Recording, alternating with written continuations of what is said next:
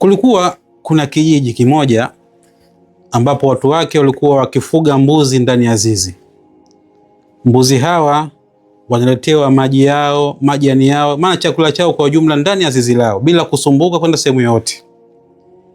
Ikapita baada ya muda, wakapita wanyama wa mwituni, mbwa mwitu, simba na wengine katika wanyama, na hii ni baada ya kuwa vitoweo vyao wanavitegemea huko mwituni havipatikani.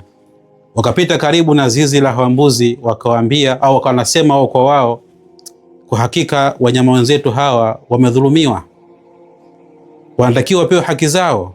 Kwa nini wapewe haki za kutembea kutoka nje na kutembea na huku tafuta riziki zao kama sisi? Hawa kwa hakika wamedhulumiwa, inabidi lazima wapewe haki zao. Mbuzi na kondoo baada ya kusikia maneno haya, na hao wakajiambia, kweli itakuwa ni sahihi. Kwa nini sisi muda wote tumefungiwa tu? Inabidi na sisi tupewe haki zetu. Wakaanza kutafuta njia ya kujitoa ndani ya zizi ambalo walikuwa wanapata kila kitu ambacho wanapata ndani yake. Wakavunja zizi na kutoka nje. Baada ya kutoka nje na kukutana na hawa wanyama wakali wakabadilisha kauli. Baada ya kusema kwamba hawa wenzetu wanadhulumiwa, wakasema chakula chetu kimetujia. Baada ya hapo haikuwa isipokuwa mbuzi kuwa ni kitoweo cha simba na mbwa mwitu, wakaliwa na kumalizwa. Huu ni mfano wa hali iliyokutwa au iliyopo katika jamii ya Uislamu, hususan dada zetu, mama zetu wanasikia miito kutoka kwa watu wasiotakia wema Uislamu, hasa katika watu wa magharibi, wakiwaambia kwamba Waislamu, mabinti wa Kiislamu wamebaniwa, wamefungiwa, wamekuwa hana uhuru, haki zao hazipo. Kwa wale ambao hawakutumia akili yao, wakaathirika na maneno ya hawa mbwa mwitu, wakaona kwamba kweli wanadhulumiwa, hivyo wakatamani watoke katika sitara ambayo Uislamu umehifadhi, katika heshima ambayo Uislamu umeupa, watoke na kujitoa nje kama vile mbuzi walivyojitoa katika zizi lao.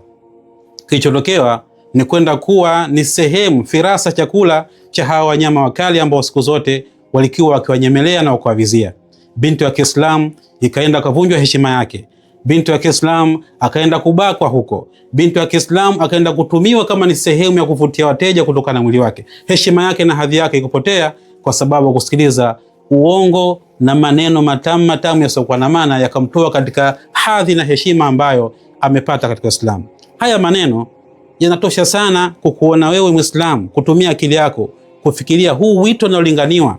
Je, una maslahi kwangu au nakwenda kutumika kama bidhaa kwa watu wengine? Je, Uislamu kweli umenibana, haunipi haki yangu, au Uislamu umenyanyua heshima yangu? Hili naomba swali kila mmoja katika mabinti wa Kiislamu, kila mmoja katika vijana wa Kiislamu wajiuliza katika vichwa vyao. Wassalamu alaikum wa rahmatullahi wa barakatuh.